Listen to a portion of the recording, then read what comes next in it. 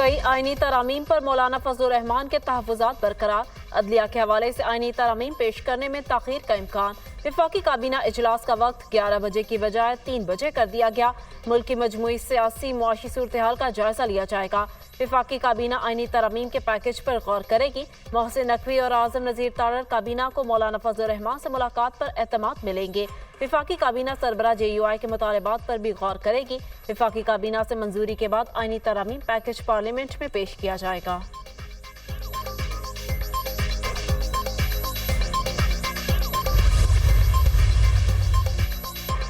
हुकूमत का आईनी तरमीम लाने का इम्कान। इस्लामाबाद में सियासी पाराहाय। शहबाज शरीफ के अरकान को पार्लियामेंट में हाजिरी यकीनी बनाने की हिदायत। सदर नून लीग नवाज शरीफ का कौमी असम्बली इजलास में शिरकत का इम्कान। कौमी असम्बली का इजलास 11:30 बजे तलब। 6 नुकाती एजेंडे में आईनी तरमीम का बिल शामिल नहीं। नंबर पूरे होने पर आईनी तरमीम का बिल सप्लीमेंट्री एजेंडे के तौर पर शामिल किया जाएगा। सेनेट का इजलास भी शाम 4 बजे होगा।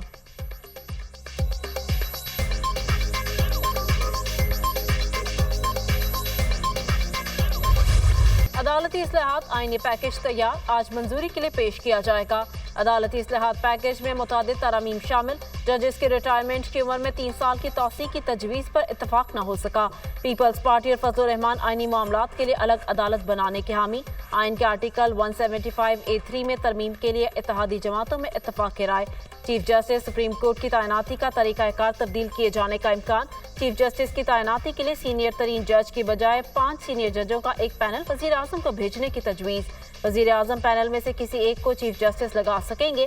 जजों की तकर्री के लिए पार्लिमानी कमेटी और जुडिशल कमीशन को जम करने की तजवीज़। आईनी तरमीम को ज़मनी एजेंडे में टेकअप किया जाएगा।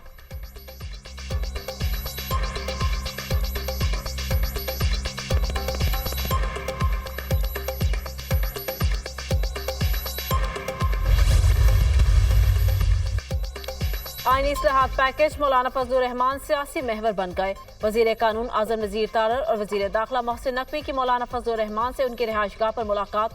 आज़म नज़ीर तारड़ ने मौलाना फजलुर रहमान को आईनी तरामीम के मुसव्वदे पर ब्रीफिंग दी। हुकूमत कोई फर्द वाहिद नहीं बल्कि जुडिशल पैकेज ला रही है। मुजव्वज़ा तरमीम में आईनी अदालत का क़याम शामिल। आर्टिकल 63A में भी तरमीम तजवीज़ की जाएगी। वजीर कानून की ब्रीफिंग। सरबराह JUI मौलाना फजलुर रहमान के हमरा कानूनी टीम भी मौजूद थी। मौलाना फजलुर रहमान की जानिब से पेश करदा तजावीज़ भी ज़ेर गौर आई। वज़ीर आज़म से वज़ीर कानून आज़म नज़ीर तारड़ और वज़ीर दाखिला मोहसिन नकवी की मुलाकात। मौलाना फजलुर रहमान से मुलाकात की तफसील से आगाह किया। वज़ीर कानून की वज़ीर आज़म को मौलाना फजलुर रहमान की तजावीज़ पर भी ब्रीफिंग।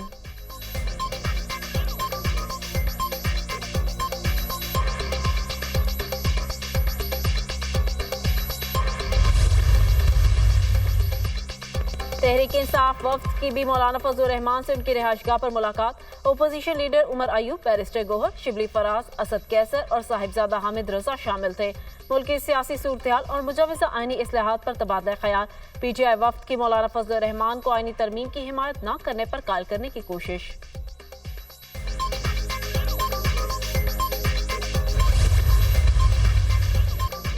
हुकूमती वफ्द और तहरीक इंसाफ वफ्द की भी मौलाना फजलुर रहमान से उनकी रिहाइशगाह पर मुलाकात। Opposition leader Omar Ayub, barrister Gohar, Shibli Faraz, Asad Qaiser और साहिबजादा हामिद रजा शामिल थे।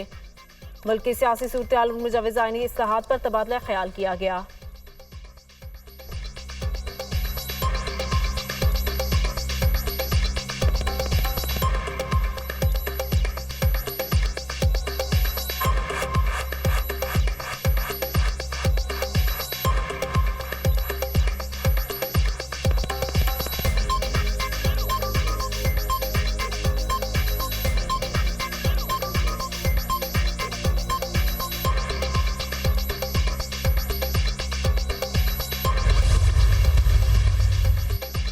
बिलावल भुट्टो जरदारी की भी रात गए मौलाना फजलुर रहमान से मुलाकात। पीपल्स पार्टी के वक्त में एजाज जाखरानी और मेयर कराची मुर्तजा वहाब भी शामिल। मुलाकात में आईनी तरामीम के हवाले से बातचीत। वज़ीर दाखिला मोहसिन नकवी भी मुलाकात के दौरान दोबारा मौलाना फजलुर रहमान की रिहाइश का पहुंचे। सरबराह JUI ने आईनी तरामीम पर मुशावरत के लिए वक्त मांग दिया।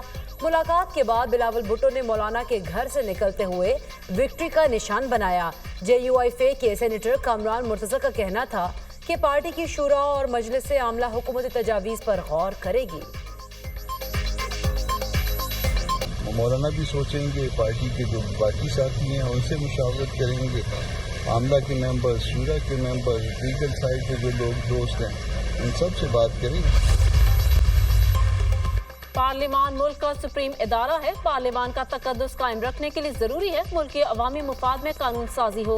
कौमी नौइयत के मामलात को सिर्फ पार्लियामान के जरिए ही हल होना चाहिए। हम मुल्क को डिफॉल्ट के खतरे से निकाल कर इस्तेहकाम की जानिब लाए। मुआशी इस्तेहकाम के तसलसल और तरक्की के रास्ते पर गामजन करने के लिए सियासी इस्तेहकाम जरूरी है।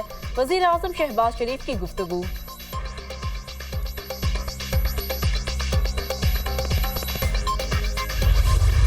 सुप्रीम कोर्ट ने मखसूस नशिस्तों के केस में इलेक्शन कमीशन का इबहम दूर कर दिया। पार्टी सर्टिफिकेट जमा कराने वाले पीटीआई के उम्मीदवार हैं।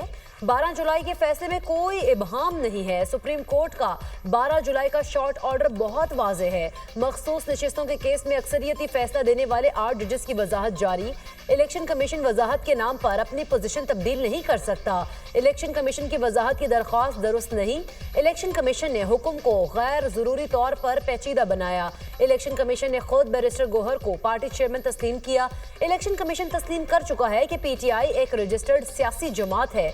इलेक्शन कमीशन का पीटीआई अराकीन के सर्टिफिकेट तस्लीम न करना सरासर गलत है। इलेक्शन कमीशन को इस इक़दाम के आईनी और कानूनी नताइज का सामना भी करना पड़ सकता है। फैसले का इतला कौमी और सूबाई असम्बलियों पर भी होगा। फैसले पर अमल दरामद न करने के नताइज का सामना करना पड़ सकता है। इलेक्शन कमीशन को फैसले पर फौरी अमल दरामद की हिदायत। सुप्रीम कोर्ट ने इलेक्शन कमीशन की वजाहत की दरख्वास्त पर फैसला जारी कर दिया। जस्टिस मंसूर अली शाह ने 4 सफ़ात पर तफसीली फैसला जारी किया।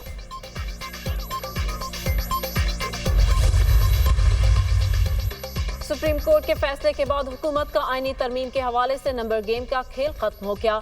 ऐवान में मौजूद तमाम सियासी जमातें मिलकर भी पीटीआई के बगैर 2/3 अक्सरियत का हदफ हासिल नहीं कर सकती। फैसले के बाद पीटीआई की सपोर्ट से इलेक्शन जीतने वाले अरकान पर आइन का आर्टिकल 63A लागू होता है। अदालती हुक्मनामे के बाद कोई खुद को आज़ाद कहता है तो सुप्रीम कोर्ट के फैसले की खिलाफ वर्जी होगी। सेनेट में बानी पीटीआई के पार्लिमानी लीडर बैरिस्टर अली जफर की दुनिया न्यूज से गुफ्तगू। पीटीआई की अपने तमाम अरकान पार्लियामेंट को किसी भी आईनी तरमीम में वोट न डालने की हिदायत। पीटीआई का कोई भी रुकन आईनी तरमीम के हक में वोट नहीं देगा। पीटीआई अरकान पार्लियामेंट को फ्लोर क्रॉसिंग की सूरत में ना गिना जाए। पीटीआई ने अरकान पार्लियामेंट को वोट से रोकने से मुतालिक दस्तावेजात जमा करा दी। तमाम अरकान के दस्तखत से रिकॉर्ड सेनेट और कौमी असम्बली सेक्रेटरीट में जमा कराया गया। पीटीआई अरकान पार्लियामेंट की तहरीरी तौर पर आईनी तरमीमी बिल के हक में वोट कास्ट न करने की यकीन दहानी।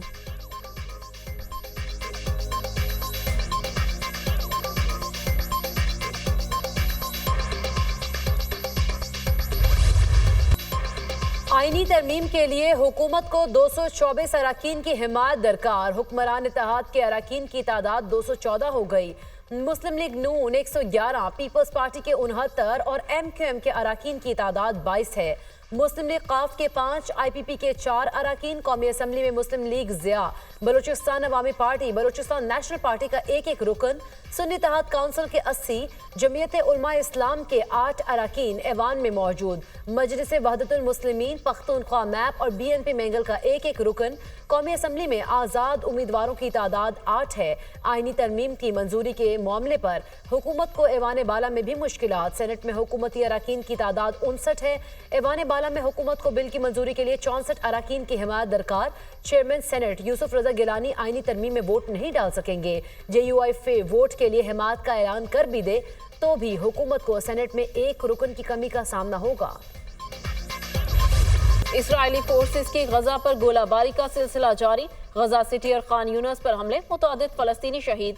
गजा की पट्टी पर एक दिन में 19 फलस्तीनी शहीद। गजा सिटी में बमबारी, खातून और बच्चों समेत 10 फलस्तीनी शहीद। अलमवासी कैंप पर फजाई हमला, एक ही खानदान के 5 अफराद शहीद। शहदा की मजमूई तादाद 41,182 हो गई। 95,280 जख्मी हो चुके। अक़वाम मुत्तहिदा की ज़ेर क़यादत पोलियो वैक्सीनेशन मुहिम का पहला मरहला खत्म। 12 दिन में तकरीबन 5,60,000 बच्चों को पहली खुराक मिली। अमरीका को इसराइल पर जंग खत्म करने के लिए दबाव डालना चाहिए।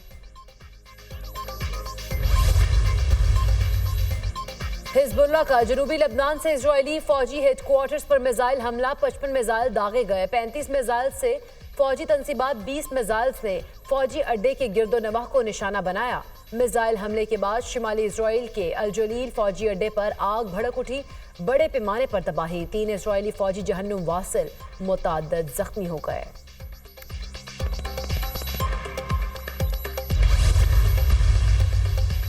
अमरीकी वजीर खारजा एंटनी ब्लिंकन की लंदन में बरतानवी हम मनसब से मुलाकात, मशरिक़ वस्ता में क़याम के हवाले से बातचीत, इसराइल और लेबनान में तसादुम से दो रियासती हल और अमन खतरे में पड़ेगा, चाहते हैं तनाज़ा का सियासी हल जल्द मुमकिन हो, गजा जंगबंदी के लिए कतर, मिस्र और अमरीका की कोशिशों को हतमी शक्ल देंगे, अमरीकी वजीर खारजा का अज़्म, अक़वाम मुत्तहिदा क़वानीन के तहत गजा में शहरियों के कत्लेआम को खत्म किया जाए, बरतानवी वजीर खारजा।